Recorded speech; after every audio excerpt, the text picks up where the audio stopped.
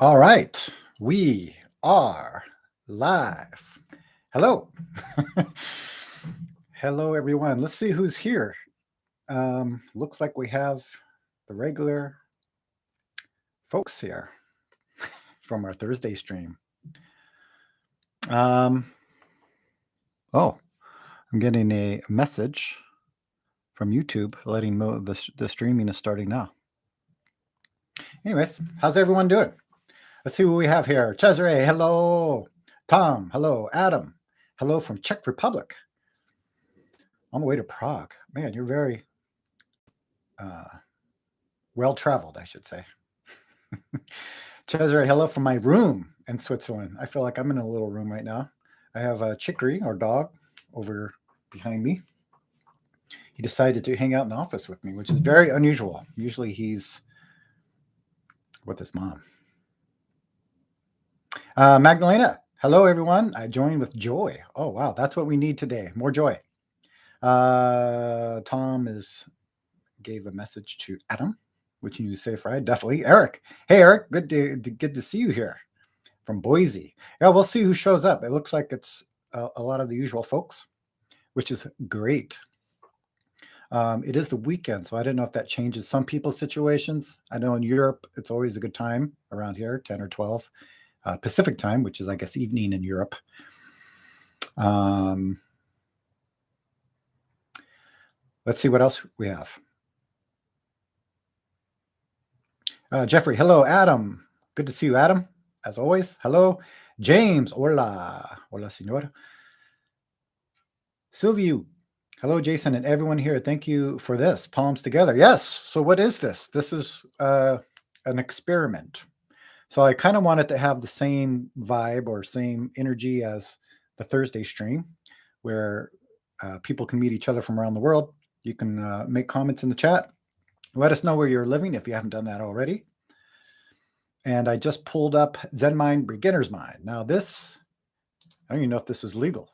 Let me see. It's got 650,000 views, so over 500,000 views. So it's been up for a while. I'm taking it. It's kind of the audio version of the book. Let's see. I'm going to read it. Zen Mind, Beginner's Mind. Zen Mind's Beginner Mind is a book and of teachings by the late Suzuki Roshi, a compilation that talks that he gave at his satellite center, ICE, in Los Altos. Very interesting. I didn't know that. Published in 1970. Wow. So this is interesting. We'll have to see what it sounds like. You know, like Zen teaching has changed over time, or the way it's expressed, the way it's taught. It's interesting to hear, you know, like some of the elders, of course, like Lin Chi and teachers like that, but also some of the teachers who actually really made Zen popular in America. And Suzuki Roshi is one of them. And I believe he was one of the first who had a residential Zen center. All right, so this book is not academic, but contains frank and direct transcriptions of Suzuki's talks recorded. Interesting. Can't see what's happening here. All right.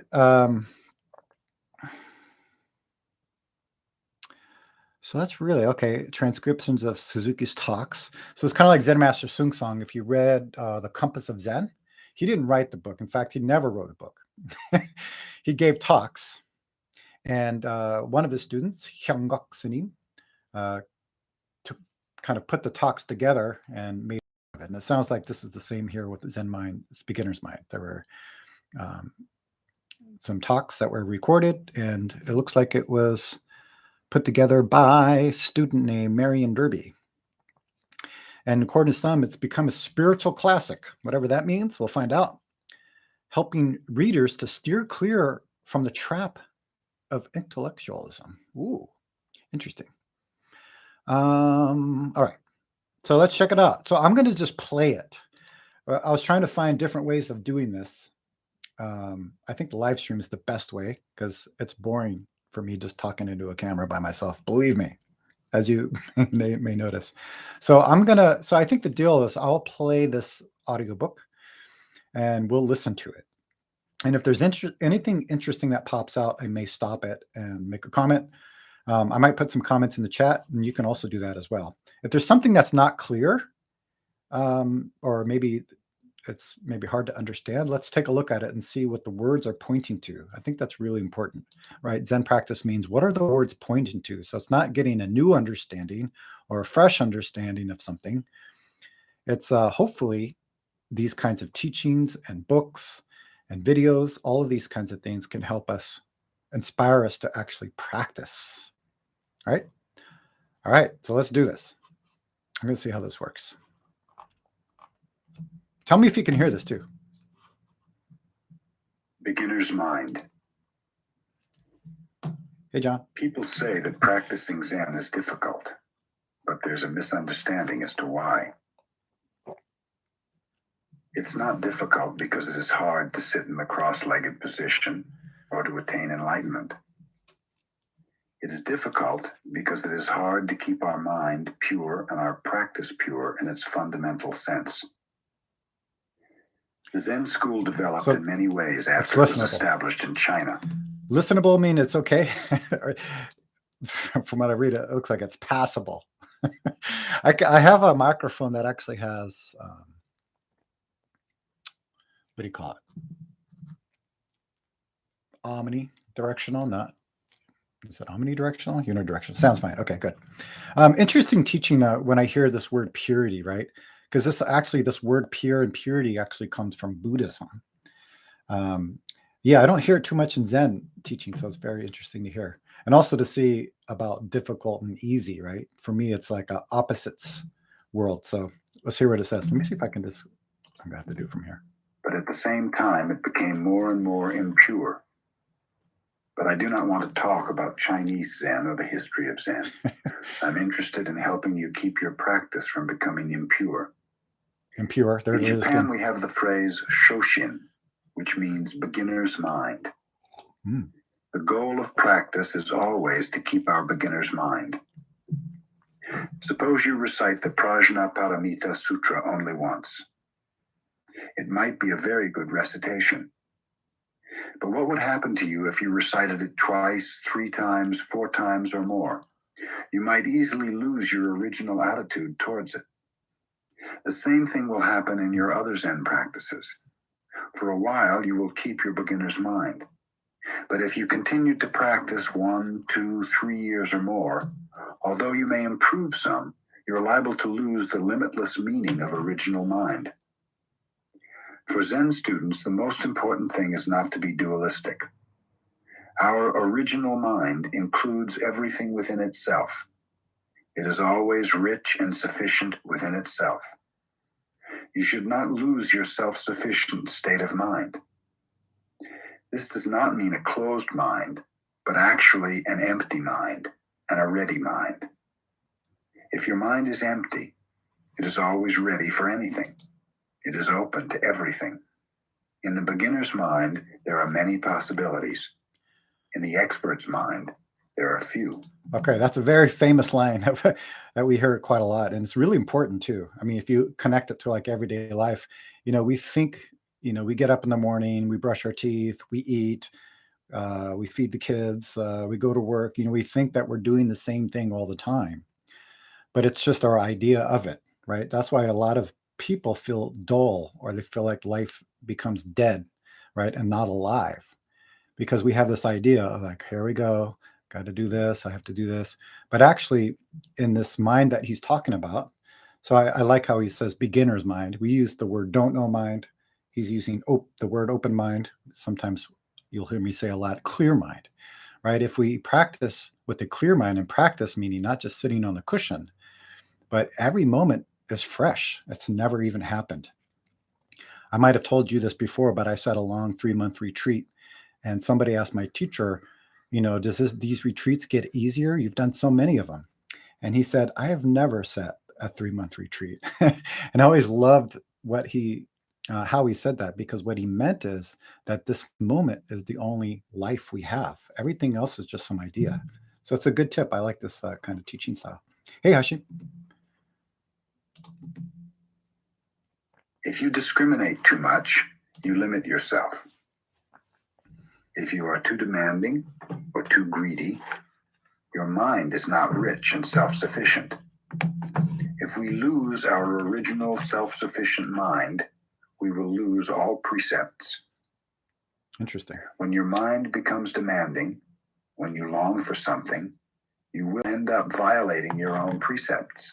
Not to tell lies, not to steal, not to kill, not to be immoral, and so forth. If you keep your original mind, the precepts will keep themselves. That's a really good teaching. I've been teaching when I do precept ceremonies. I'm doing one in a couple of weeks, I believe. I have to look at my calendar. Actually, next weekend. But the precepts, some people look at them as like commandments. But actually, if we keep our original nature, that means, I was going to say return to our original nature. But if we just realize our original nature, then already the precepts are clear. But the reason we have the precepts is because many of the times we don't know what to do, right? Because our mind is confused or cloudy. So then the precepts we can use as a guide. So very good teaching. In the beginner's mind, there is no thought, I have attained something. All self-centered thoughts limit our vast mind. That's true. When we have no thought of achievement, no thought of self, we are true beginners. Then we can really learn something. The beginner's mind is the mind of compassion.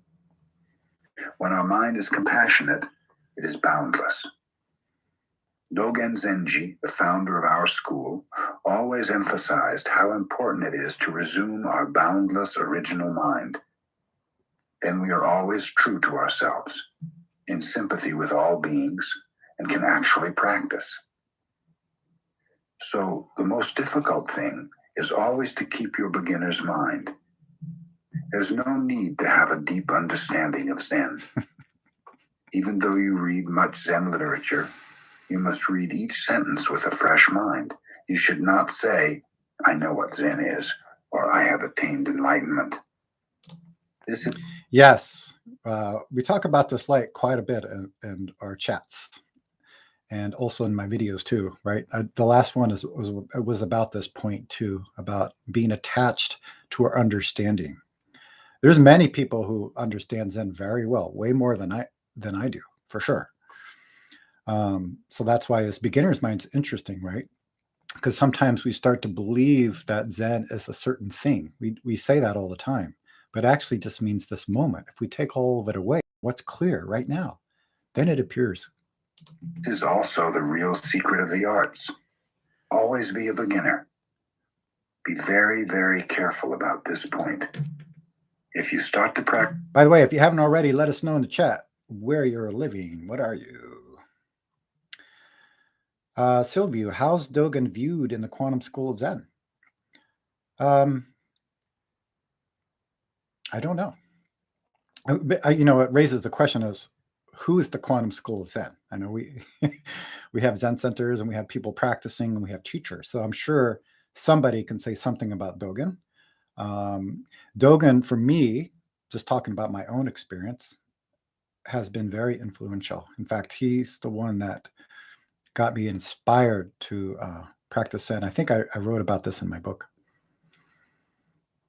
But for me, any teacher who inspires people to actually practice, I'm a fan of, even if I haven't read their works. But if there's a teacher, saying, follow me, this is the correct path, I'm enlightened, that's a little scary. Hey, Tommy, good to see you. Hey, Trazaman with Mozart Zen. Greetings from Germany. You're welcome. Let's continue. Practice Zazen, you will begin to appreciate your beginner's mind.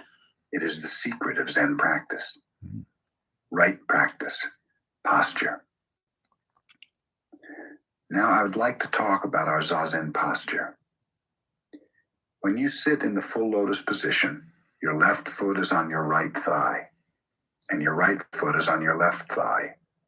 When we cross our legs like this, even though we have a right leg and a left leg, they have become one. The position expresses the oneness of duality, not two and not one. This is the most important teaching, not two and not one. Just thinking of the question Sylvia asked about quantum school of Zen. We say that quite a lot. It's not two, it's not one, then what? That's what I would add to that. Posture is very interesting too, right? Some traditions swear that if you're not sitting in full lotus, then you can never experience this enlightened nature. I don't agree with that. It's like, how does your enlightenment then? Our body and mind are not two and not one. If you think your body and mind are two, that is wrong. If you think that they are one, that is also wrong. Our body and mind are both two and one. We usually think that if something is not one, it is more than one. If it is not singular, it is plural. But in actual experience, our life is not only plural, but also singular. Each one of us is both dependent and independent. After some years, we will die. If we just think that it is the end of our life, this will be the wrong understanding. But on the other hand, if we think that we do not die, this is also wrong. We die and we do not die. This is the right understanding. Some people may say that our mind or soul exists forever, and it is only our physical body which dies. But this is not exactly right, because both mind and body have their end. But at the same time, it is also true that they exist eternally. And even though we say mind and body, they are actually two sides of one coin. This is the right understanding. So when we take this posture, it symbolizes this truth. When I have the left foot on the right side of my body and the right foot on the left side of my body, I do not know which is which. So either may be the left or the right side. The most important thing in taking the Zazen posture is to keep your spine straight. Agreed. Your ears and your shoulders should be on one line. Relax your shoulders and push up toward the ceiling with the back of your head. And you should pull your chin in. When your chin is tilted up, you have no strength in your posture. You are probably dreaming. Also, to gain strength in your posture, press your diaphragm down toward your hara, or lower abdomen. This will help you maintain your physical and mental balance. Yeah. When you try to keep this posture, at first you may find... Yeah, this breathing is probably one of the most important aspects of sitting meditation. I mean, in life in general. Because a lot of people either have energy, a lot of energy up here, right? So they have a lot of thinking. They can't stop it. Or people have a lot of energy stuck here. So very emotional. Maybe a lot of fear or anxiety, things like this. Some people, they have energy in both places. So what's interesting about this breathing technique, he talked about this lower diaphragm, right? So when you breathe in, you feel your lower belly expand. So about 2 fingers below your belly button is the point he was talking about. And you can feel that expand, right? And then when you breathe out, remember the out breath is twice as long as the in breath. All of this energy comes down, right? It becomes balanced. And I think that was a really good point that he made too. So that means your mind can clear up. Also, your emotional energy can be cleared up. Basically, it becomes balanced with the energy around you. That's really important too. Some difficulty breathing naturally. But when you get accustomed to it, you will be able to breathe naturally and deeply. Yes. Your hands should form the cosmic mudra. If you put your left hand on top of your right, middle joints of your middle fingers together, and touch your thumbs lightly together, as if you held a piece of paper between them, your hands will make a beautiful oval. You should keep this universal mudra with great care, as if you were holding something very precious in your hand. Your hand should be held against your body, with your thumbs at about the height of your navel. Hold your arms freely and easily, and slightly away from your body, as if you held an egg under each arm without breaking it. Yeah, this you see a lot of different hand positions, or mudras we call them in Buddhism, that people use.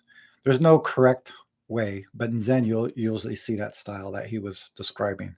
I find it a very helpful tool, right? Because if you're like this, then probably your energy's a little tight, right? You need to relax. But if you're too relaxed, like this, your hands are collapsing, you're probably falling asleep. So again, it's all about balance. I know in Buddhism, it's called the middle way. You should not be tilted sideways, backwards, or forwards. You should be sitting straight up as if you were supporting the sky with your head. This is not just form or breathing. It expresses the key point of Buddhism. It is a perfect expression of your Buddha nature. If you want true understanding of Buddhism, you should practice this way. These forms are not a means of obtaining the right state of mind. To take this posture itself is the purpose of our practice. When you have this posture, you have the right state of mind. So there's no need to try to attain some position. You'll notice that different traditions stress different things about meditation practice. The quantum school of Zen is very interesting because it doesn't emphasize posture as much. Of course, you want to have a posture that's going to support your practice, support your breathing, support your attention. But we even have people, if they're having difficulty, especially people who are newer to Zen, and they're sitting, for example, a 3-day retreat where we have a lot of sitting. If they're uncomfortable during the sitting period, they're able to stand up and continue the meditation. Usually their hands are like this on hapchang and continue their meditation practice.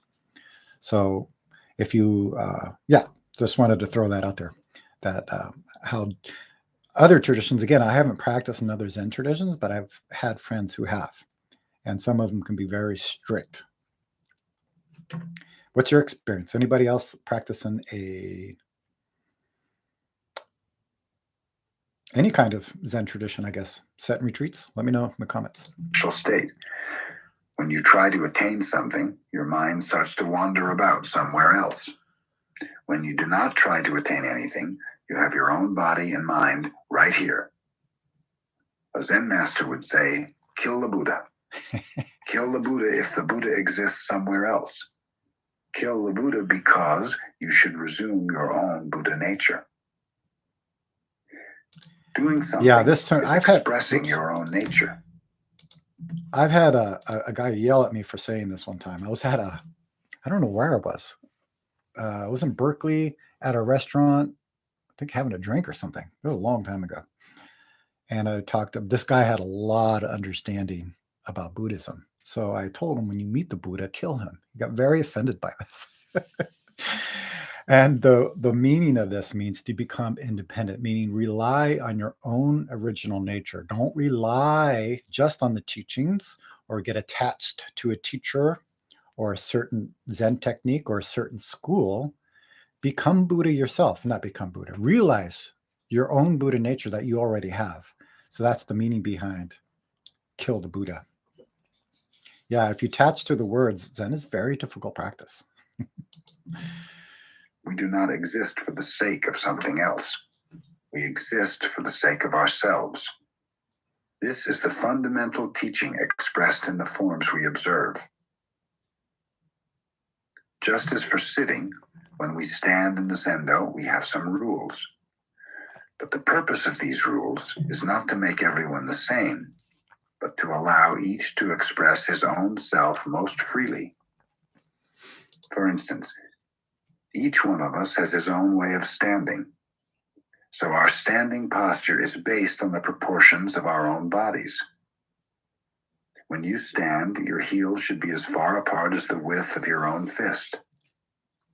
Your big toes in line with the centers of your breasts. As in Zazen, put some strength in your abdomen. Here also your hand should express yourself. Hold your left hand against your chest with fingers encircling your thumb, and put your right hand over it. Holding your thumb pointing downward and your forearms parallel to the floor, you feel as if you have some round pillar in your grasp, a big round temple pillar, so you cannot be slumped or tilted to the side. The most important point is to own your own physical body. If you slump, you will lose yourself. Your mind will be wandering about somewhere else. You will not be in your body. This is not the way. We must exist right here, right now. This is the key point. You must have your own body and mind. Yeah. So all of this stuff is, again, about balance, right? So not being too lazy, not being too tight, balancing that energy. So just going through the chat, Tom, in the Soto sect, the posture is massively emphasized. I think that's because of Dogen and his view that Zazen is already enlightenment. Yeah, I would say you are already enlightenment, right? That would probably be the way to say that. Hui Ning was interesting, the sixth ancestor of Zen, where he didn't think meditation was necessary. Just realize it now. Tommy, Soto Zen, lay practitioner, 5 years. Awesome. Did a long sesshin yesterday. Good for you, Tommy. Thank you for your practice. Cesare, I practiced with the Japanese Soto tradition. There was a lot of focus on posture and how to stay in the meditation hall. It was almost requested to sit in full lotus, even if you were new. I've heard of that before. I actually met a guy when I was a monk at the Providence Zen Center who broke his kneecaps doing this, damaged his knee really badly. And really, it's not the point. This is not a samurai style practice. It's all about balance, really important. James, I usually stray away from the hand positions. Some school teaches it's not good. I just say follow situation, right? So to me, Zen practice means how do we follow situations clearly?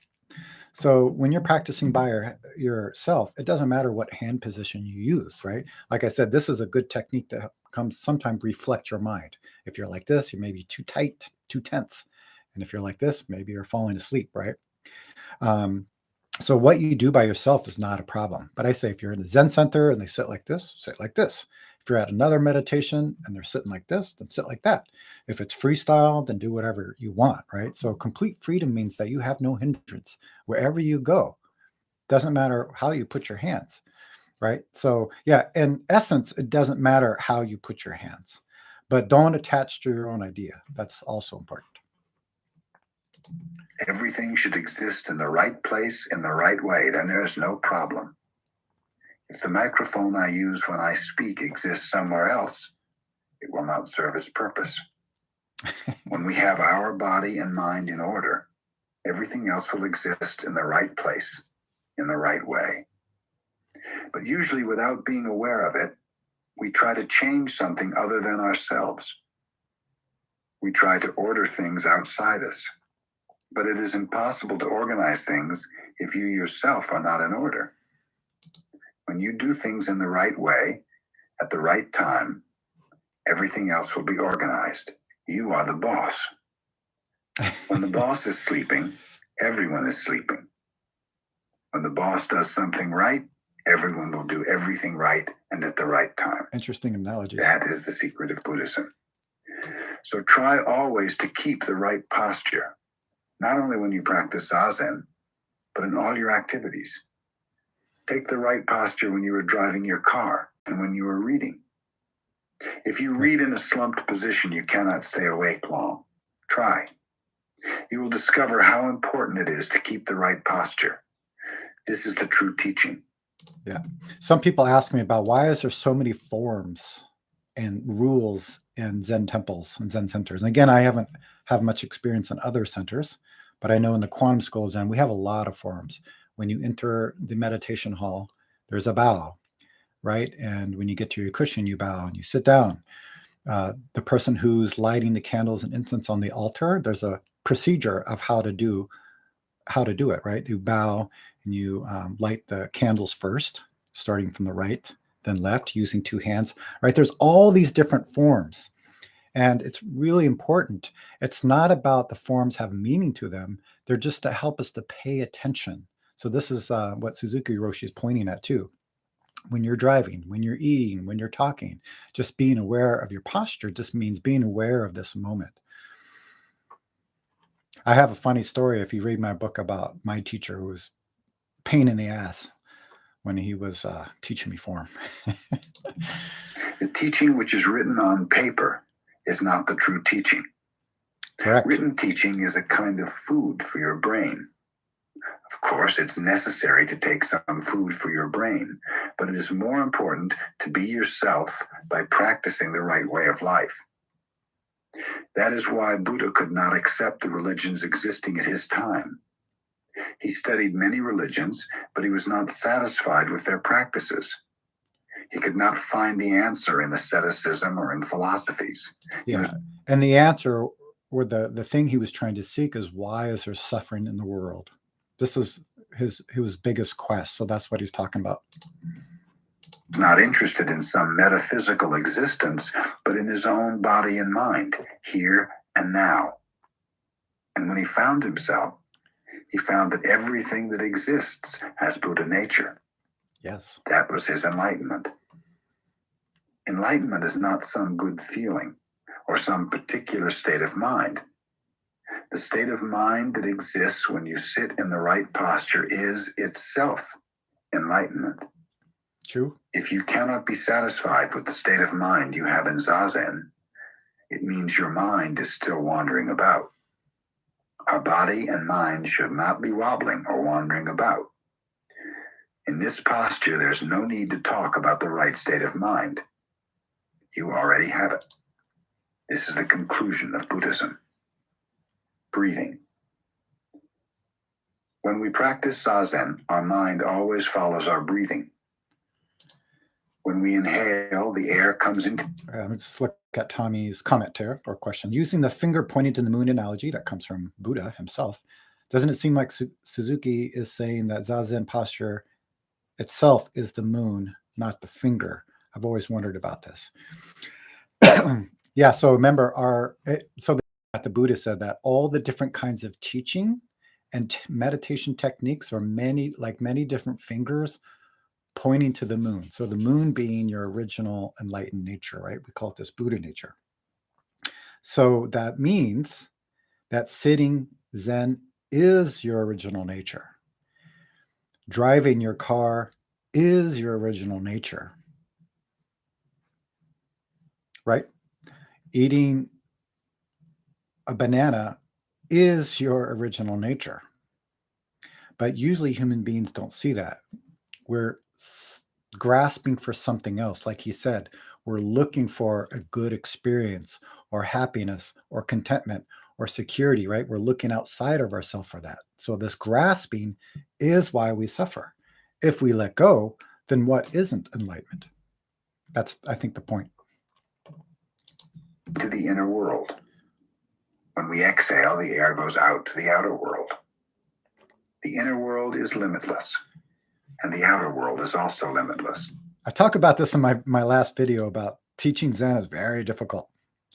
Yeah, Magdalena, the moon of truth is you, right? So that's why I would say you are enlightenment. We don't get enlightenment, you are it.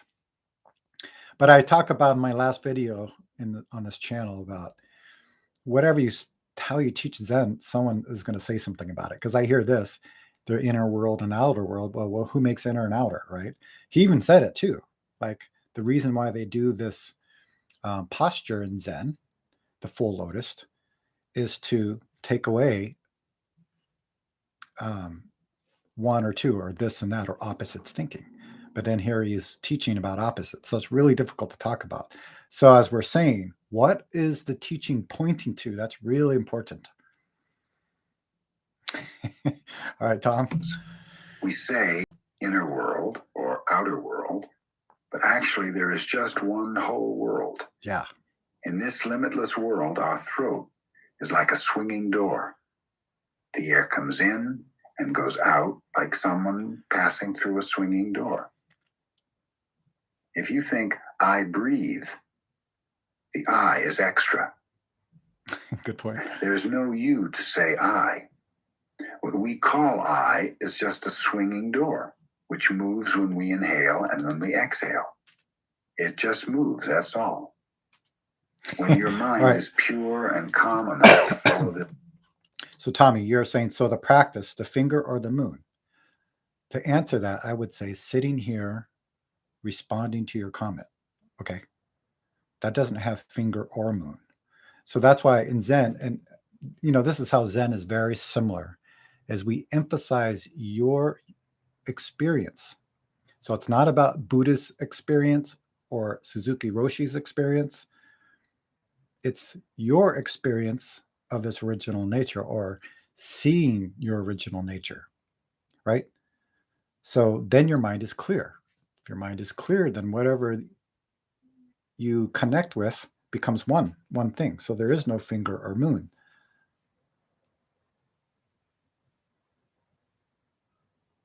The wind is blowing outside. Is that the finger or the moon? No, it's exactly what it is in this moment. So yeah, really important to experience what the fingers are pointing to. Remember, these are just teachings, but the teachings are not it. This movement, there's nothing. No I, no world, no mind, no body, just a swinging door. So when we practice Zazen, all that exists is the movement of the breathing, but we're aware of this movement. You should not be absent-minded. But to be aware of the movement does not mean to be aware of your small self, but rather of your universal nature or Buddha nature. This kind of awareness is very important because we are usually so one-sided. Our usual understanding of life is dualistic. You and I, this and that, good and bad. But actually, these discriminations are themselves. I'm laughing because people who follow my channel, I sound like a broken record. I always talk about this. The awareness of the universal existence. You means to be aware of the universe in the form of you. And I means to be aware of it in the form of I. You and I are just swinging doors. This kind of understanding is necessary. This should not even be called understanding. It is actually the true experience of life through Zen practice. So when you practice Zazen, there's no idea of time or space. You may say we started sitting at 5:45 in this room. Thus you have some idea of time, 5:45, and some idea of space in this room. Actually, what you were doing, however, is just sitting and being aware of the universal activity. That is all. This moment, the swinging door is opening in one direction, and the next moment, the swinging door will be opening in the opposite direction. Moment after moment, each one of us repeats this activity. So we have these kind of common experiences all the time, but we don't see it. Magdalene asked Tom, who's the boss? So sometimes I'll give an example. Sometimes, let's say if you see a sunset, there's that moment where you and the sunset are not separate, right? It's just, it means your clear original mind, sunset, are not separate. It's only moments afterwards we make something. We make, that's beautiful. Well, the sunset never said it was beautiful. We make beautiful. Then we make, I love the sunset. I want to stay here all night. Well, I guess the sunset's not going to last that long. But you can see how we make that separation. But initially, there's that one moment where our mind and the sunset's not separate. If you jump into a cold pool, there's that moment where the water and your mind are not separate. This is this original nature that Suzuki Roshi's talking about. We want it to be something different. That's why we have so much difficulty practicing Zen. We're chasing something. So naturally suffering appears. Here there is no idea of time or space. Time and space are one. You may say, I must do something this afternoon. But actually there's no this afternoon. We do things one after the other, that's all. There is no such time as this afternoon, or 1 o'clock, or 2 o'clock. At 1 o'clock, you will eat your lunch. To eat lunch is itself 1 o'clock. You will be somewhere, but that place cannot be separated from 1 o'clock. For someone who actually appreciates our life, they're the same. But when we become tired of our life, we may say, I shouldn't have come to this place. It may have been much better to have gone to some other place for lunch. This place is not so good. In your mind, You create an idea of place separate from an actual time. Or you may say, this is bad, so I should not do this. Actually, when you say, I should not do... And if you're just joining us, what is that? No, there's a lot of noise going on. Our dog's doing crazy stuff. If you're just joining us, this is the Zen Mind, Beginner's Mind live stream. We're just listening to the audio version of this book. And if you have any comments, put them in chat. And if you haven't already, let us know where you are living. This, you are doing, not doing in that moment. So there's no choice for you. When you separate the idea of time and space, you feel as if you have some choice. But actually, you have to do something, or you have to do not doing. Not to do something is doing something. Good and bad are only in your mind. So we should not say this is good or this is bad. Instead of saying bad, you should say not to do. If you think this is bad, it will create some confusion for you. So in the realm of pure religion, there is no confusion of time and space or good or bad. All that we should do is just do something as it comes. Right. So Zen Master Sung Sung would say, when you're doing something, just do it. Right. Do it 100%. When you're eating, just eat. When you're talking, just talk. When you're driving, just drive. Do something. Whatever it is, we should do it, even if it is not doing something. We should live in this moment. So when we sit, we concentrate on our breathing. It's interesting. We should live in this moment. We are this moment, right? Dallas, Texas, Sylvia. And we become a swinging door. And we do something we should do, something we must do. This is Zen practice. In this practice, there's no confusion. If you establish this kind of life, you have no confusion whatsoever. Tozan, a famous Zen master, said, "The blue mountain is the father of the white cloud. The white cloud is the son of the blue mountain. All day long they depend on each other without being dependent on each other. The white cloud is always the white cloud. The blue mountain is always the blue mountain." This is a pure, clear interpretation of life. There may be many things like the white cloud and blue mountain, man and woman, teacher and disciple. They depend on each other. But the white cloud should not be bothered by the blue mountain. The blue mountain should not be bothered by the white cloud. They're quite independent, but yet dependent. This is how we live and how we practice Zazen. When we become truly ourselves, we just become a swinging door, and we are purely independent of, and at the same time, dependent upon everything. Without air, we cannot breathe. Each one of us is in the midst of myriads of worlds.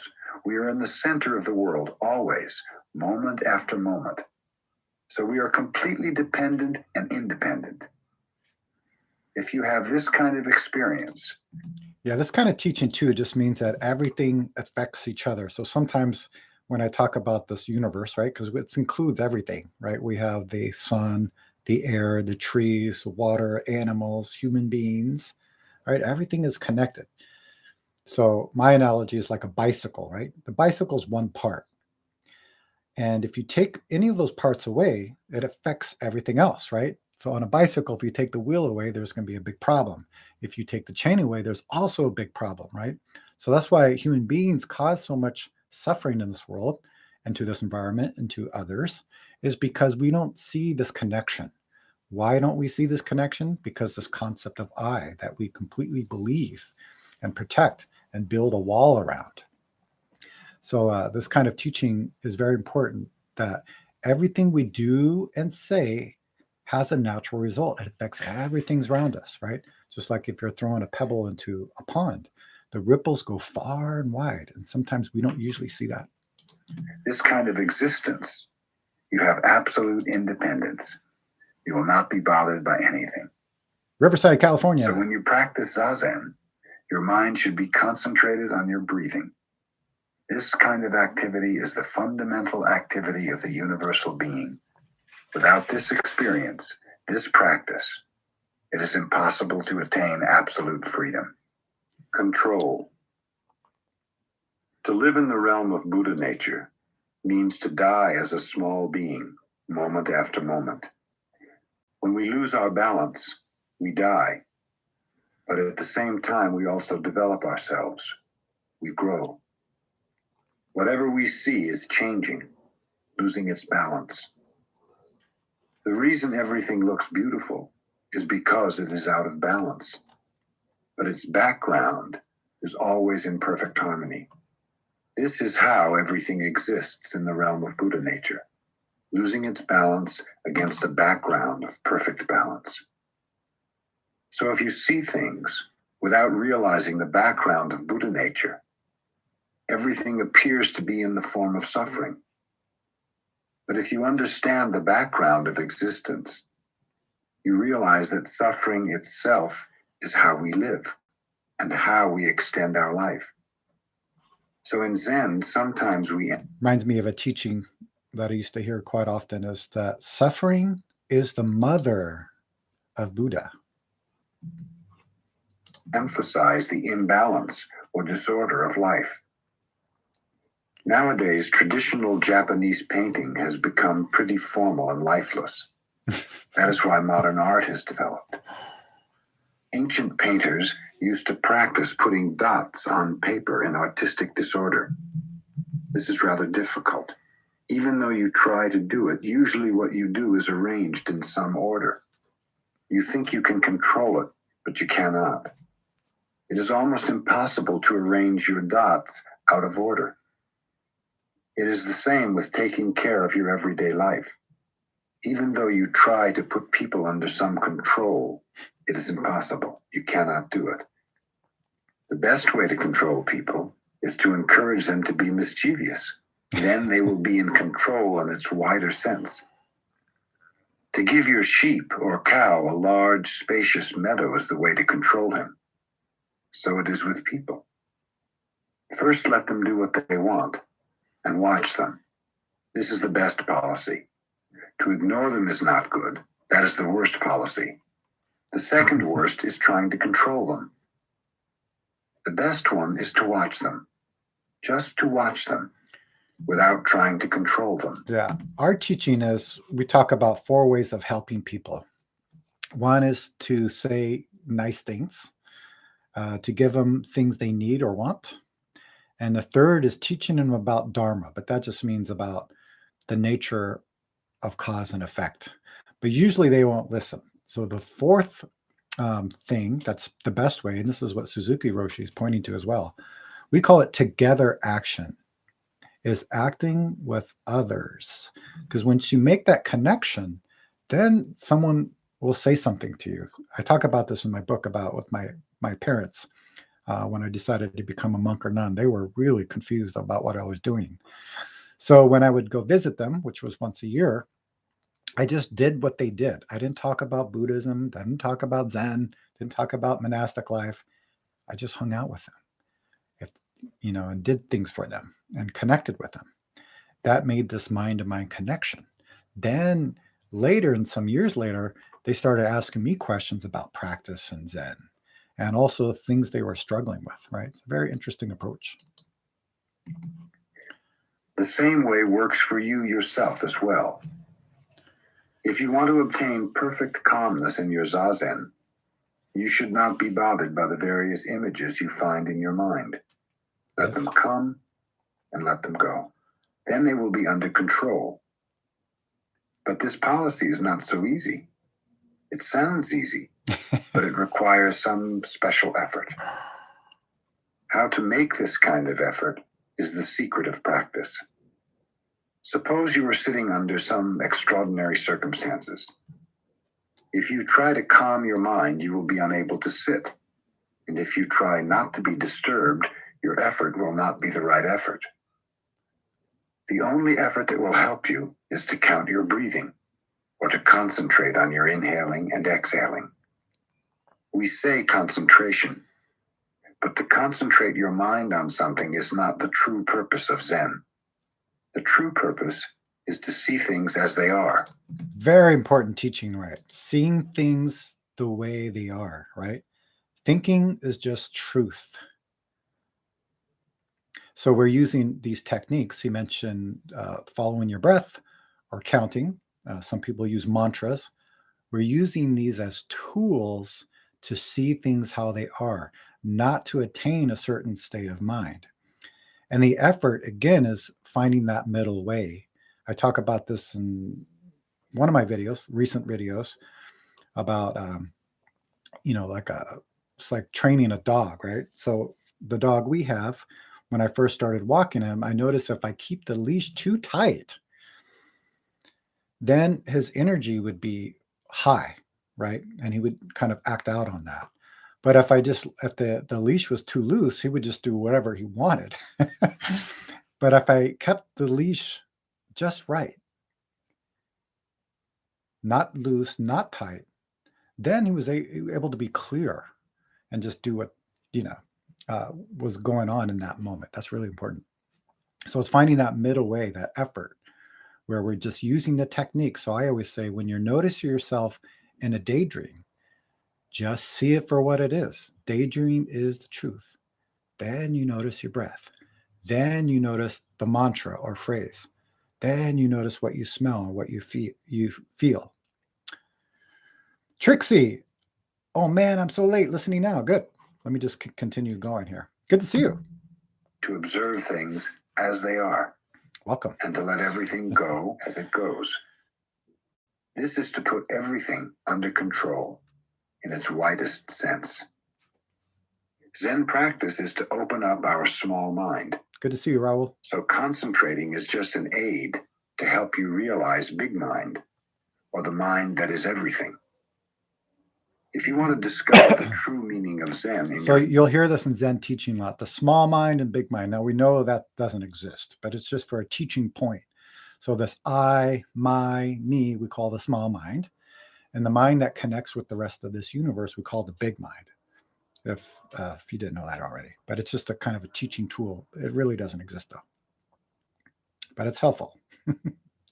For everyday life, you have to understand the meaning of keeping your mind on your breathing and your body in the right posture in Zazen. You should follow the rules of practice, and your study should become more subtle and careful. Only in this way can you experience the vital freedom of Zen. Dogen Zenji said, "Time goes from present to past." This is absurd, but in our practice, sometimes it is true. Instead of time progressing from past to present, it goes backwards from present to past. Yoshitsune was a famous warrior who lived in medieval Japan. Because of the situation of the country at that time, he was sent to the northern provinces, where he was killed. Before he left, he bade farewell to his wife, and soon after she wrote in a poem, "Just as you unreel the thread from a spool, I want the past to become present." When she said this, actually she made past time present. In her mind, the past became alive and was the present. So as Dogen said, time goes from present to past. This is not true in our logical mind, but it is in the actual experience of making past time present. There we have poetry, and there we have human life. When we experience this kind of truth, it means we have found the true meaning of time. Time constantly goes from past to present and from present to future. Who can answer this? What is the true meaning of time? Put it in the comment. This is true. But it is also true that time goes from future to present and from present to past. A Zen master once said, "To go eastward 1 mile is to go westward 1 mile." This is vital freedom. We should acquire this kind of perfect freedom. But So this goes back to when you are just doing something, just do it. I actually made a koan about this. If you had interviews with me, you probably heard this question come from me. Tom.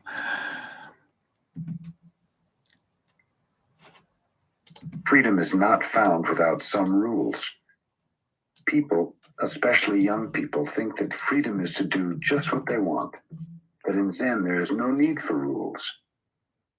But it is absolutely necessary for us to have some rules. But this does not mean always to be under control.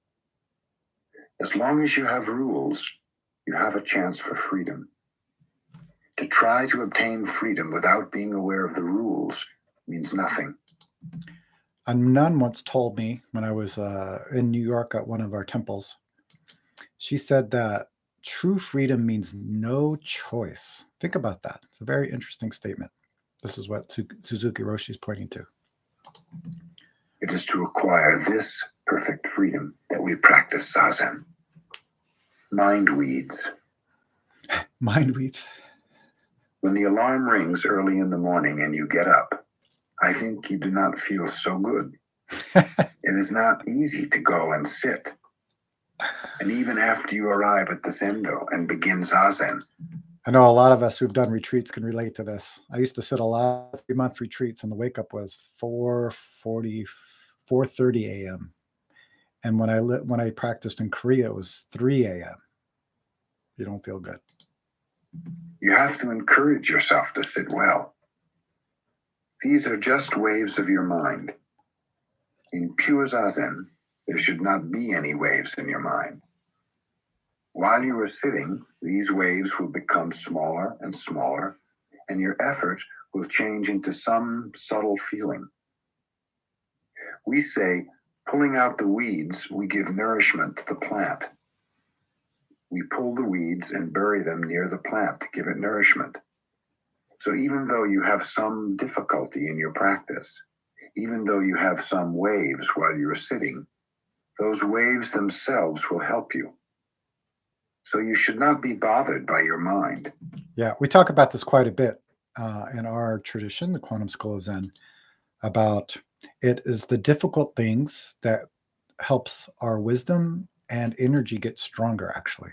Usually we're trying to avoid difficult thoughts and feelings, thinking that we can be relieved from them, but they just come back stronger, especially when we're trying to control it. Rather than becoming intimate with it, then some wisdom appears from that. So this is a good analogy of what he's talking about here. You should rather be grateful for the weeds, because eventually they will enrich your practice. Yep. If you have some experience of how the weeds in your mind change into mental nourishment, your practice will make remarkable progress. You will feel the progress. You will feel how they change into self-nourishment. Of course, it is not so difficult to give some philosophical or psychological interpretation of our practice, but that is not enough. We must have the actual experience of how our weeds change into nourishment.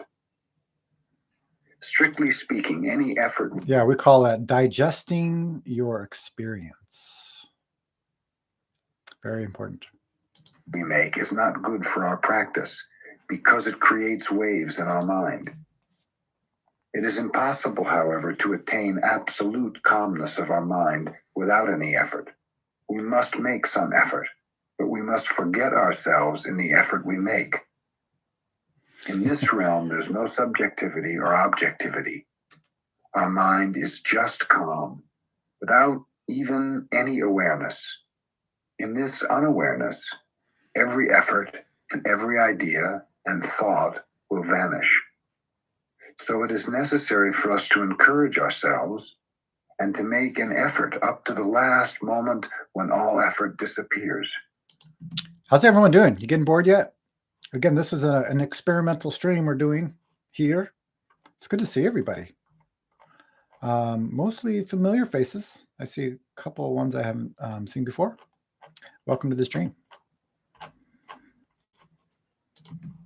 You should keep your mind on your breathing until you are not aware of your breathing. We should try to... This kind of teaching comes from the Diamond Sutra. It's I heard this too from Not Bored at All. I love this. Good. This is an experiment. You know me, I try a bunch of different things, and if they work, that's great. And if they don't, I don't care. We just keep on doing things that work. So this is fun. I'm actually enjoying this because I haven't read very many books on Zen except from Zen Master Sung Song. I've heard excerpts from this book, so it's good to kind of hear this. So I'm glad to hear it. Thanks for the feedback. Just let me know. You can also email me too if you have more strong opinions. So yeah, thank you. I was going to make a point, but I can't remember what it was now. But thank you for your comments. Continue our effort forever. Yeah, the Diamond Sutra. Yes, the teaching. And I heard this too originally from Zen Master Ko Bang, who was Zen Master Sung Song's teacher. And he said, when you're giving, forget three things: I, you, and give. Right? So what that means is just do it 100%. Because usually when we're giving, we're thinking about, oh, I'm helping this person, or I'm going to get something, or something out of it if I give, like some merit. Maybe I'll get good karma if I do something good, right? But if we just connect intuitively to this moment or to the person we're in front of, it naturally appears. So this is the teaching that Suzuki Roshi is giving you. It's very clear. But we should not expect to reach some stage when we will forget all about it. We should just try to keep our mind on our breathing. Thanks, Jeff and Tommy. That is our actual practice. Raul. That effort will be refined more and more while you are sitting. At first, the effort you make is quite rough and impure. But by the power of practice, the effort will become purer and purer. So remember that word, pure and pure. We have to kind of be careful of what that means. It doesn't mean like good and good. It just means more natural, more intuitive. We're moving with the energy, I was going to say of the universe, but that sounds really kind of spiritual. But we're moving with what is appearing in front of us. That's what I mean by that. Effort becomes pure. Your body and mind become pure. Another way of saying, if your effort becomes clear, this is a different way of saying it. This is the way we practice Zen. Once you understand our innate power to purify ourselves and our surroundings, you can act properly, and you will learn from those around you, and you will become friendly with others. This is the merit of Zen practice. But the way of practice is just to be concentrated on your breathing with the right posture and with great, pure effort.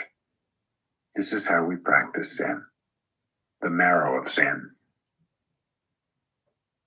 In our scriptures, the marrow of Zen, I like that. Samyutta Sutra, volume 33, it is said that there are 4 kinds of horses: excellent ones, good ones, poor ones, and bad ones. The best horse will run slow and fast, right and left at the driver's will, before it sees the shadow of the whip. The second best will run as well as the first one does, just before the whip reaches its skin. The third one will run when it feels pain on its body. The fourth will run after the pain penetrates to the marrow of its bones. I've always taught the story as 3 horses.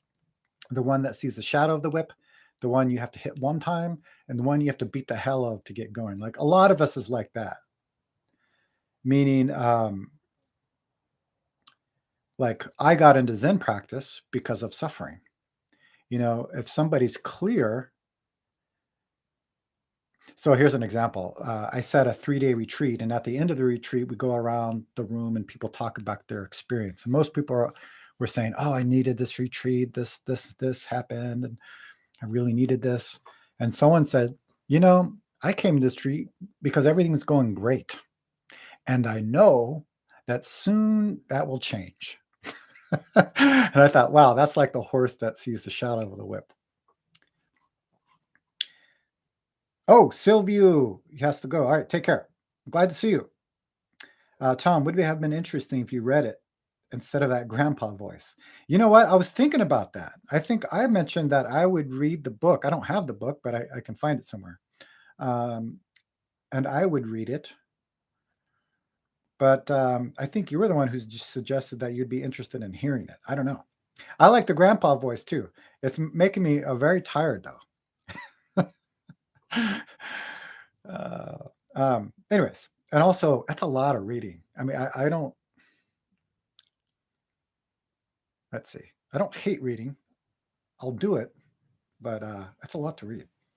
You can imagine how difficult it is for the fourth one to learn how to run. When we hear this story, almost all of us want to be the best horse. Of course. If it is impossible to be the best one, we want to be the second best. This is, I think, the usual understanding of this story and of Zen.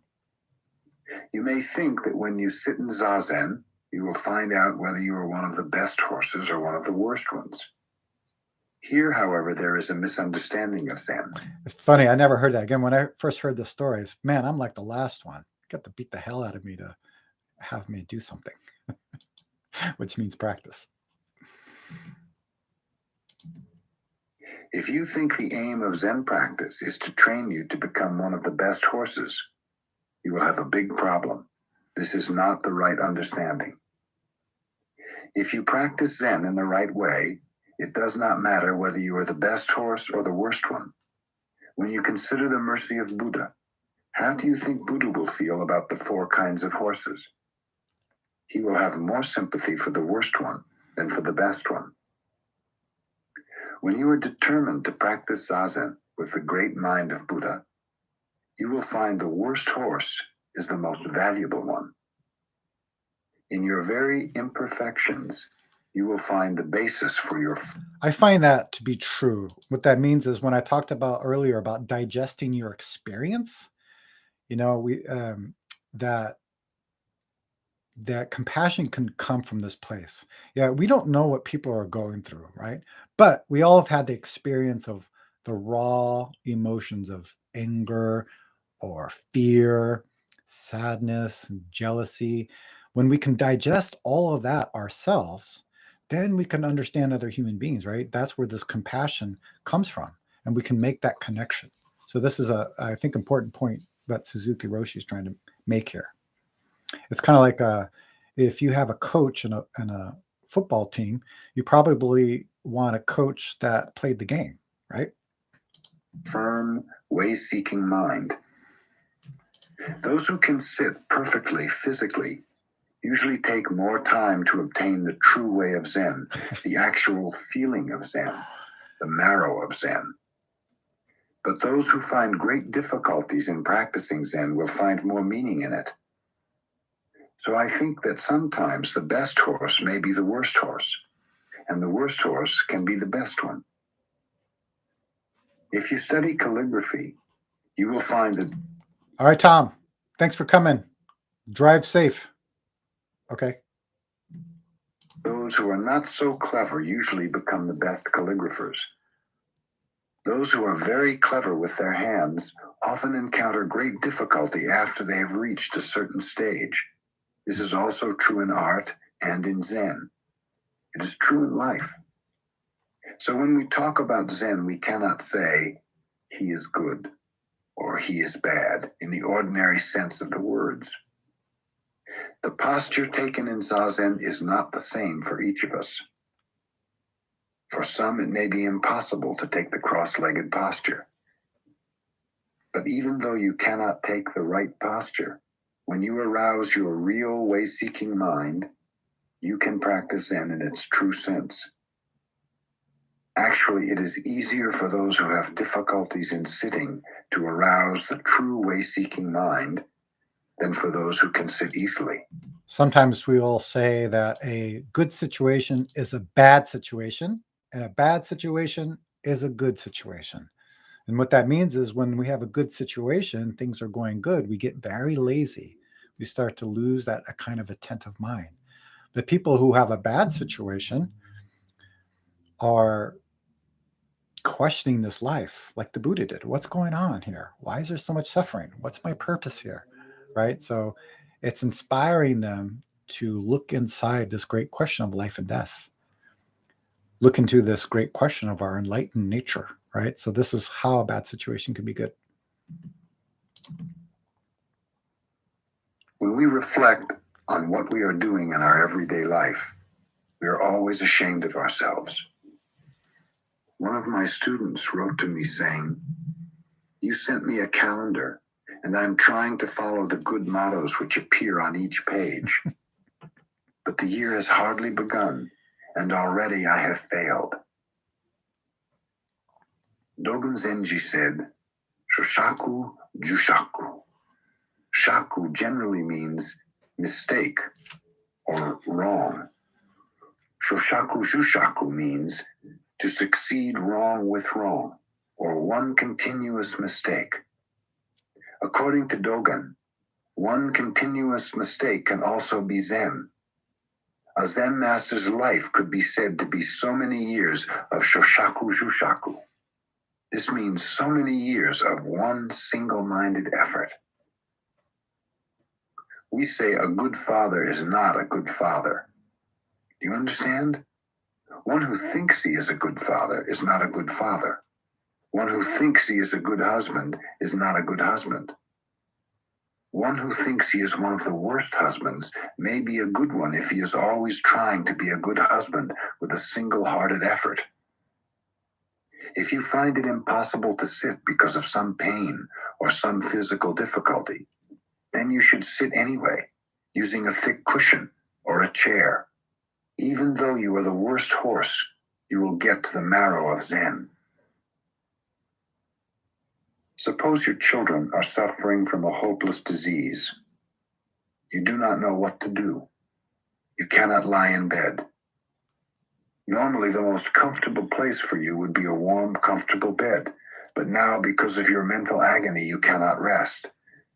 You may walk up and down, in and out, but this does not help.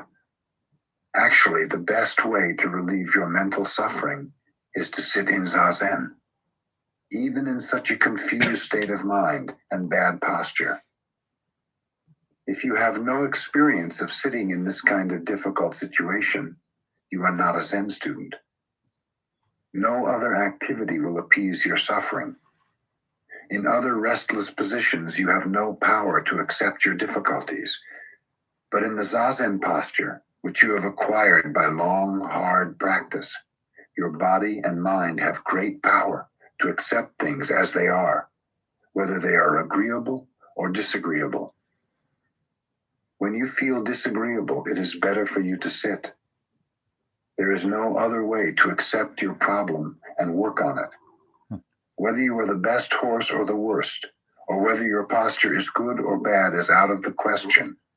Everyone can practice Zazen, and in this way work on his problems and accept them. When you are sitting in the middle of your own problem, which is more real to you, your problem or you yourself? It's a koan right there. The awareness that you are here right now is the ultimate fact. This is the point you will realize by Zazen practice. In continuous practice, under a succession of agreeable and disagreeable situations, you will realize the marrow of Zen and acquire its true strength. Bowing. Very interesting teaching. Generally, I'm just reading Raoul, generally suffering, but when noticing, no suffering. Fear. Freedom of no choice. This is an interesting statement. Freedom of no choice. I make this example, I don't know if it's in my book or not, but when I was a monk, I had a lot of freedom. And especially when I was living by myself in Berkeley. And what that meant was this freedom thinking, like having, where should I go? I can do all of these things. I can meet this person. And so sometimes that can confuse somebody when they have too much freedom. But then when I got married and had a kid, there was no choice. Meaning, baby's crying at 3 a.m. It was just do it.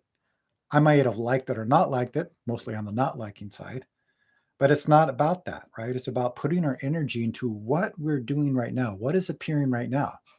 Whatever we think and feel about it is going to be there. But we're not putting our energy into the thinking and feeling about it, right? Otherwise, we can't function. So if we put our energy into what we're doing in this moment, yeah, likes and dislikes will still be there. But we're able to just to follow the situation as it appears. Then there's freedom from that, right? Because it doesn't matter. our thinking can do whatever it wants. It doesn't bother me, right? So Zen Master Sung Song would say, follow situation, the true happiness, right? That's a really interesting point. After Zazen, we bow to the floor 9 times. By bowing, we are giving up ourselves. To give up ourselves means to give up our dualistic ideas. So there is no difference between Zazen practice and bowing. What do you think? 15 more minutes? Usually to bow means to pay our respects to something which is more worthy of respect than ourselves. But when you bow to Buddha, you should have no idea of Buddha. You just become one with Buddha. You are already Buddha himself. That's really important teaching, right? It comes back to this phrase, when you're doing something, do it 100%. So when we're bowing to the Buddha, like when we walk into the meditation hall, we're not bowing to something outside of ourselves. We're just bowing. Bowing in itself is our enlightened nature, is what he's pointing to. Trixie, whatever works for you, I'm enjoying this. All right. I don't know. This is, again, an experiment. Tommy reminds me of 99% commitment to something is very hard. A 100% commitment is easy, right? Some people do 110%, which goes the other way. Go as long as you will. All right, Raul. We'll see what happens. Buddha, one with everything that exists, you find the true meaning of being. When you forget all your dualistic ideas, everything becomes your teacher. Yes. And everything can be the object of worship. Right. Isn't that interesting? Everything becomes your teacher. So sometimes in my streams, I'll mention about seeing our own mind exactly as it is, right? Or like and dislike mind, or discriminating mind, or strong views and opinions. It's very difficult for people to see that, right? Because they don't like it and they want it to go away. But there's something about just seeing it for what it is.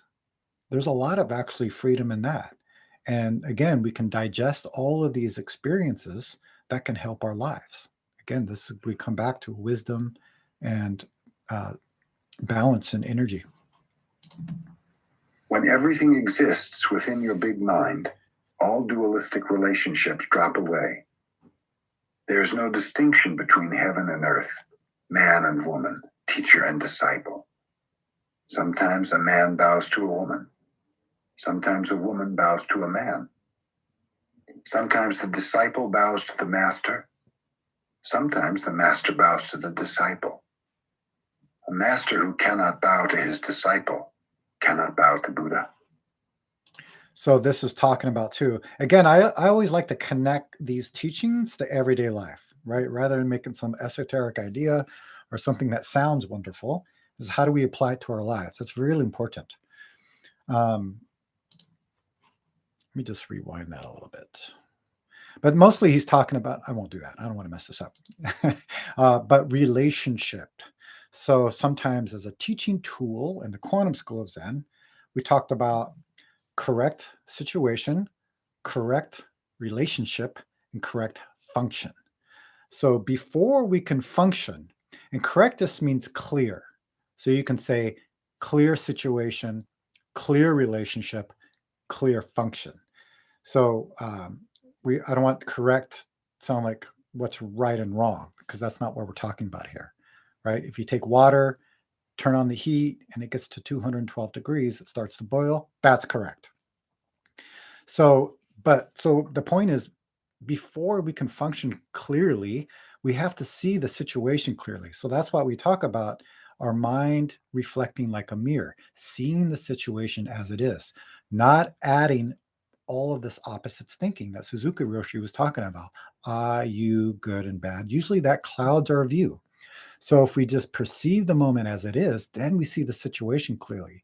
But then what's the relationship at that moment? So before we can function, we have to see the situation very clearly. And then what is the relationship at that time? Because even if we're in the same situation, depending on who we're with, our function can be differently, right?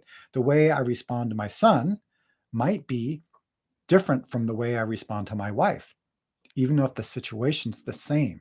Because it's all about mind-to-mind connection and then responding. So when our situation is clear, then we can, when we see the situation clearly, then we can see the relationship clearly. Then the function takes care of itself. So yeah, sometimes you're bowing to someone, sometimes someone's bowing to you, right? It's what that's the point of all of that, is the relationship is very important. Sometimes the master and disciple bow together to Buddha. Correct. Sometimes we may bow to cats and dogs.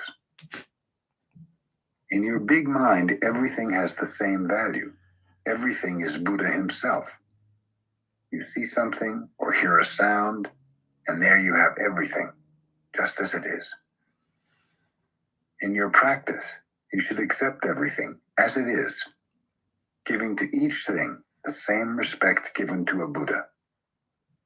Here there's Buddhahood. Then Buddha bows to Buddha, and you bow to yourself. This is the true bow. If you do not have this firm conviction of big mind in your practice, your bow will be dualistic. When you are just yourself, you bow to yourself in its true sense, and you are one with everything. Only when you are you yourself can you bow to everything in its true sense. Bowing is a very serious practice. You should be prepared to bow even in your last moment. When you cannot do anything except bow, you should do it. This kind of conviction is necessary. Bow with this spirit, and all the precepts, all the teachings are yours, and you will possess everything within your big mind. We do a lot of bowing in our tradition. So not just when we go to the Dharma hall or to the seat or bowing to a teacher or a student. We do a 108 prostrations, so full prostrations. And it's a very interesting practice.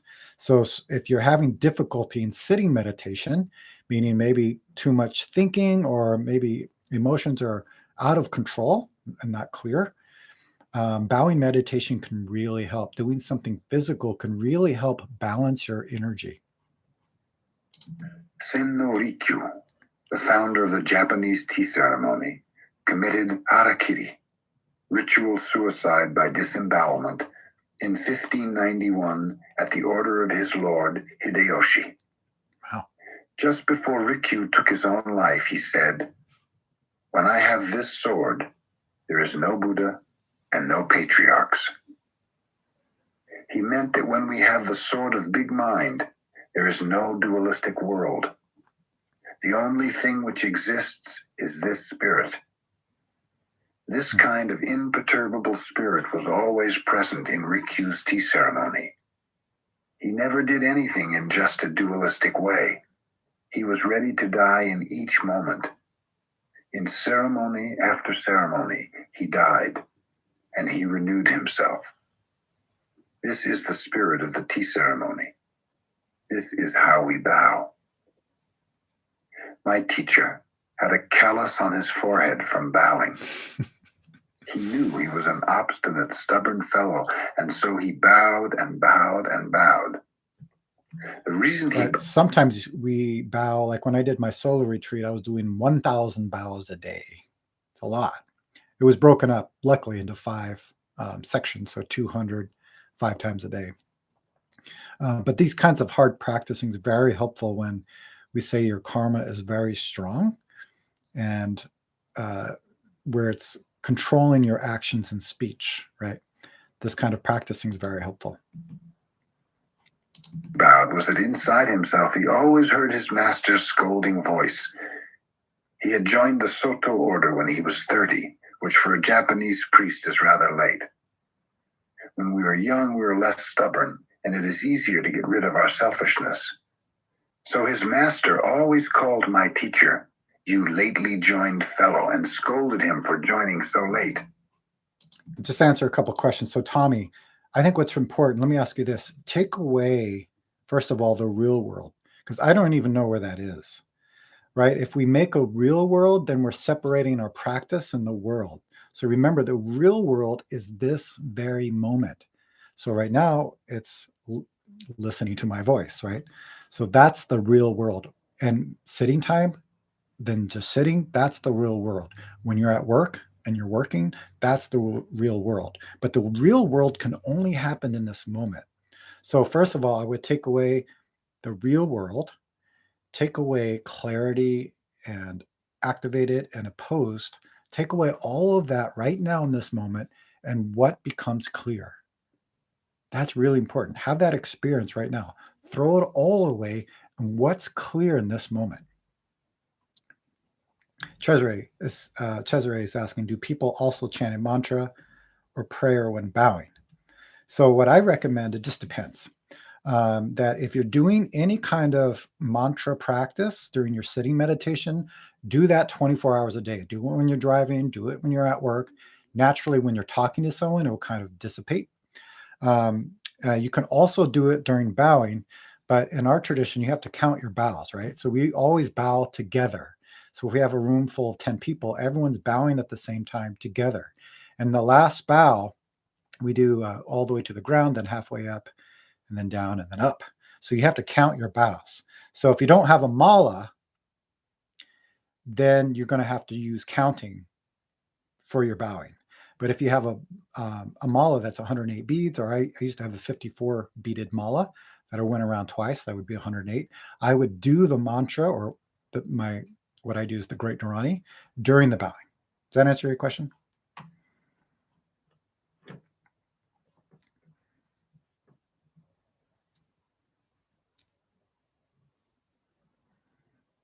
All right.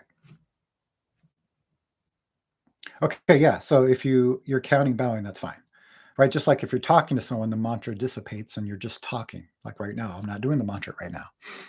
But when I'm stopped talking, then I can do mantra. Even when you're listening, sometimes you can do mantra, but don't attach to it. Again, we're using it as a tool. So naturally, things will just disappear. That's why I told Tommy, take it all away, then your mind in this moment become one. That's really the point. So try not to get attached to the mantra as well, right? Because that could be a problem. Actually, his master loved him for his stubborn character. When my teacher was 70, he said, when I was young, I was like a tiger. But now, I'm like a cat. He was very pleased to be like a cat. Bowing helps to eliminate our self-centered ideas. Yes. This is not so easy. It is difficult to get rid of these ideas, and bowing is a very valuable practice. The result is not the point. It is the effort to improve ourselves that is valuable. There is no end to this practice. Each bow expresses... All right, Tommy, you're saying when I strip that all away, it feels like a reboot of my system. So what is it? Express it in this moment. How is it just now? One of the 4 Buddhist vows.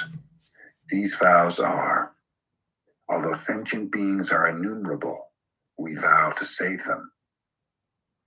Although our evil desires are limitless, we vow to be rid of them. Although the teaching is limitless, we vow to learn it all. Although Buddhism is unattainable, we vow to attain it. Yeah, in our tradition, we say sentient beings are numberless. We vow to save them all, right? That sets the direction of our practice, understanding our true self, helping the world. And the second vow we translate as delusions are endless. We vow to cut through them all. And what that means is every moment we're waking up to this original nature. That's what cutting through the delusion means, right? It's not like we reach a state of clarity and it stays there every moment. How is it just now? Then the third vow we translate as the teachings are infinite. We vow to learn them all. Suzuki Roshi just mentioned this earlier in the book, saying that everything's your teacher. So when we wake up in this moment, everything becomes your teacher. That's why the teachings are endless. We vow to learn them all means being able to see our true nature, or see true nature, and respond in the way that's helpful. And then the last vow, the way we translate it is, the Buddha way is inconceivable, we vow to attain it. And that's what every Zen tradition stresses. It's not about our understanding. It's about our experience and how we express it in this moment. So Tommy, you say blankness and stillness. That's just an explanation, right? So how do you express it? That's really important. That's why we work on koan practice, and some Zen traditions will do that. We do that very well. That really helps with the expression of this original nature from moment to moment. Also helps with our wisdom too, so that we can use our experience to help. Hyperchaotix 32X, where have you been? So long. Hello, everyone. Long time no see. If you haven't already, let us know where you're living. Thank you for joining the stream. I don't know how long we're going. Feels like we'll keep going. It's been an hour and a half, which it doesn't feel like. Does it feel like it's been an hour and a half? We got through 44 minutes of the book. So that means I'm talking a lot. Sorry about that. Work, work, and work. Palmdale, California. Yes, California. I think it's going to rain here today where we are. If it is unattainable, how can we attain it? But we should. You hear this saying a lot. There's no attainment with nothing to attain. That's in the Heart Sutra. What that means is we already have original nature. We are original enlightened nature. We are Buddha nature. So how can you attain that? You don't. You are it. That's the point of that kind of teaching. The hills of Kentucky. Trixie, I don't think I knew that or don't remember that. Cool. That is Buddhism. To think because it is possible we will do it is not Buddhism.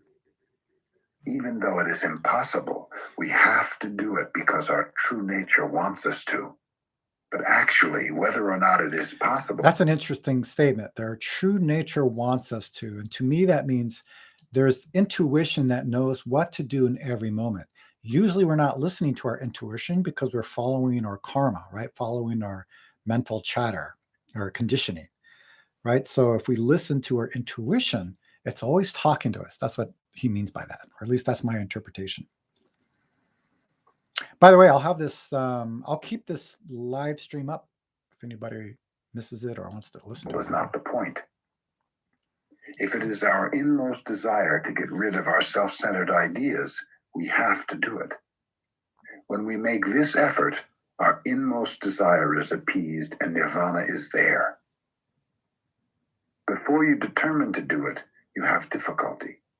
But once you start to do it, you have none. Your effort appeases your inmost desire.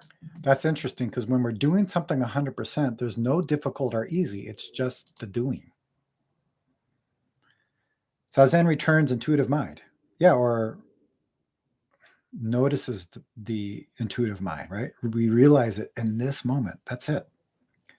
But that's correct, Raul. There is no other way to attain calmness. Calmness of mind does not mean you should stop your activity. Real calmness should be found in activity itself. We say it is easy to have calmness in inactivity. It is hard to have calmness in activity. But calmness in activity is true calmness. After you have practiced for a while, you will realize that it is not possible to make rapid, extraordinary progress. Even though you try very hard, the progress you make is always little by little. It is not like going out in a shower in which you know when you get wet. In a fog, you do not know you are getting wet. But as you keep walking, you get wet little by little. If your mind has ideas of progress, you may say, "Oh, this pace is terrible." But actually, it is not. Oklahoma. When you get wet in a fog, it is very difficult to dry yourself.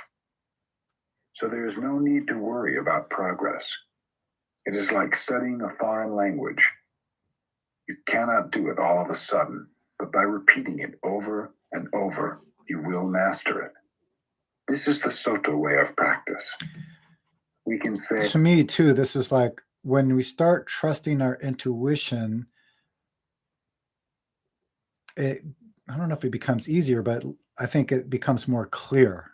I always say, I don't think life ever becomes simpler or easy when we practice Zen, but it becomes more clear.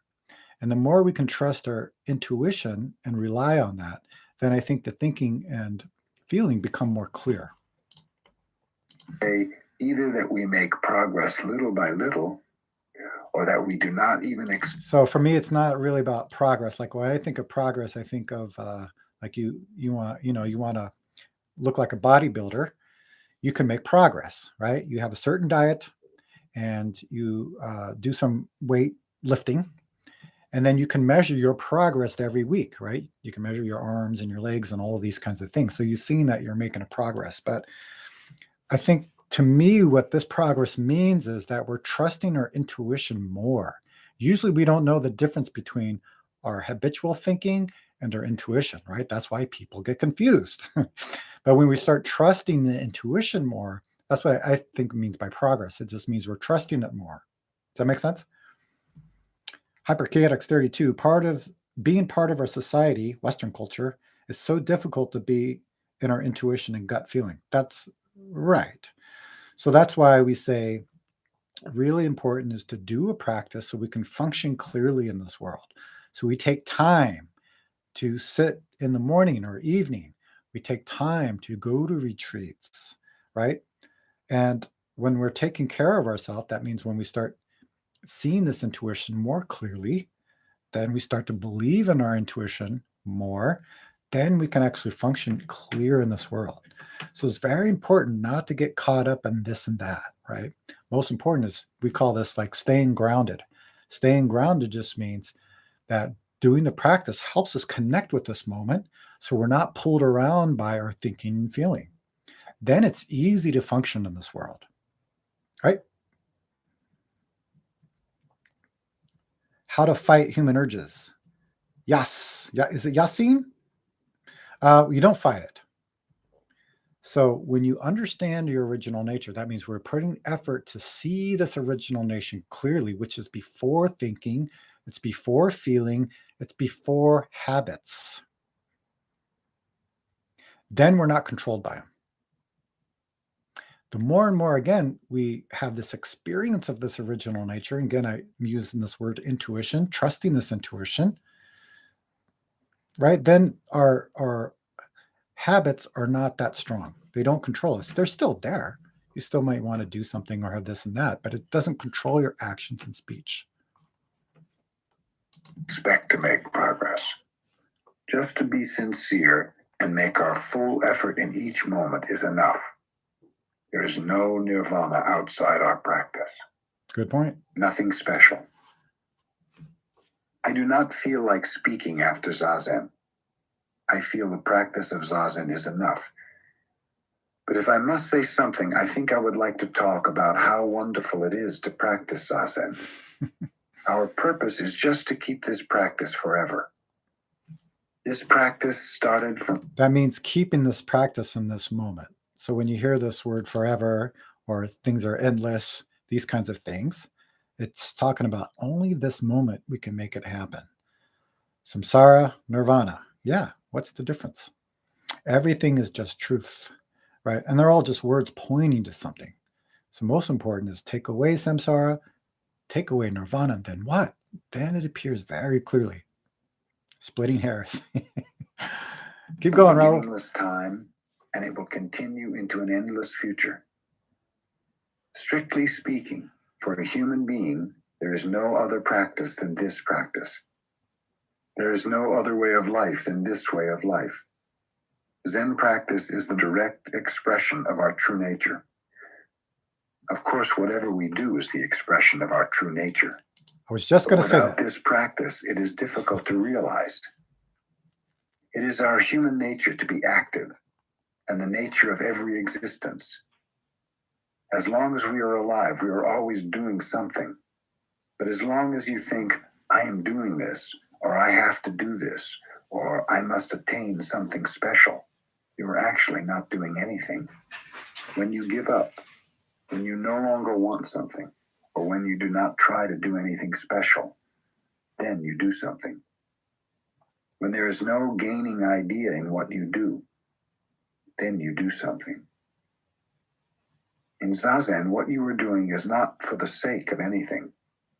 You may feel as if you were doing something special, but actually it is only the expression of your true nature. Yeah, that's why Unmun Zen masters, or is it Linchi, When I'm hungry, I eat. When I'm tired, I sleep. Fools may laugh at me, but the wise will understand. It is the activity which appeases your inmost desire. But as long as you think you are practicing Zazen for the sake of something, that is not true practice. If you continue this simple practice every day, you will obtain a wonderful power. Before you attain it, it is something wonderful. But You can see how the teaching's contradictory, right? I thought he just mentioned earlier that there's nothing to attain. So that's why we have to be careful. We have one of our temple rules we read before a retreat. It says, don't attach to the words of the teacher. Find the true meaning behind the words. Coming back to the analogy that was mentioned in the beginning of the stream, what is the finger pointing to? It's not the finger. If we attach to the finger, we miss the point. after you obtain it, it is nothing special. It is just you, yourself, nothing special. As a Chinese poem says, I went and I returned. It was nothing special. Rozan, famous for its misty mountains, Sekko for its water. People think it must be wonderful to see the famous range of mountains covered by mists and the water said to cover all the earth. But if you go there, you will just see water and mountains, nothing special. It is a kind of mystery that for people who have no experience of enlightenment, enlightenment is something wonderful. But if they attain it, it is nothing. But yet it is not nothing. Do you understand?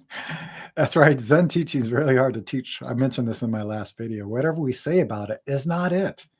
But we have to say something, right? So that's why it's really challenging. What are the words pointing to? For a mother with children, having children is nothing special. That is Zazen. So if you continue this practice, more and more you will acquire something. Nothing special, but nevertheless something. You may say universal nature, or Buddha nature, or enlightenment. You may call it by many names, but for the person who has it, it is nothing and it is something. When we express our true nature, that also means it's not what we think it is, but it is in this moment. We are human beings. When we do not know what we are.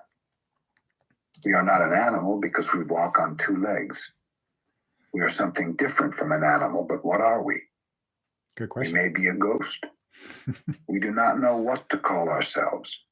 Such a creature does not actually exist. It is a delusion.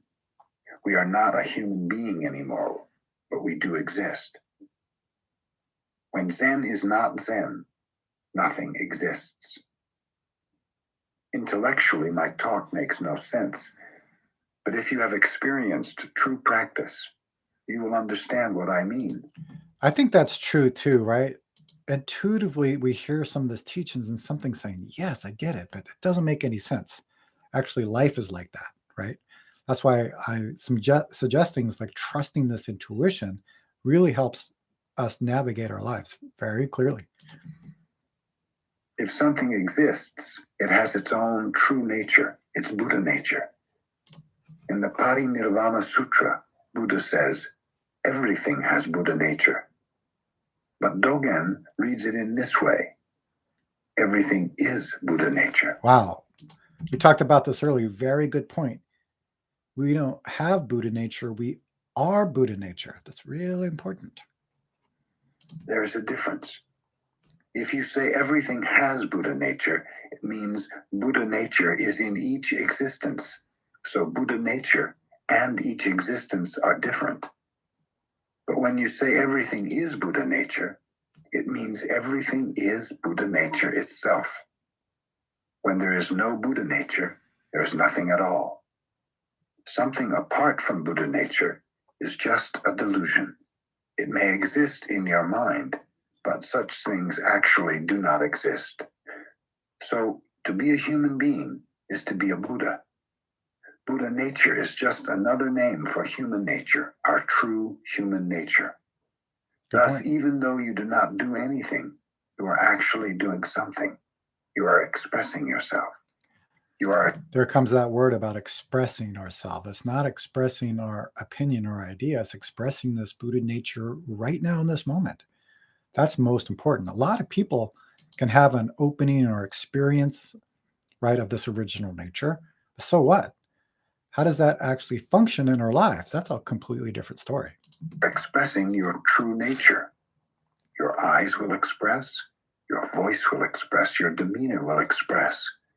The most important thing is to express your true nature in the simplest, most adequate way and to appreciate it in the smallest existence.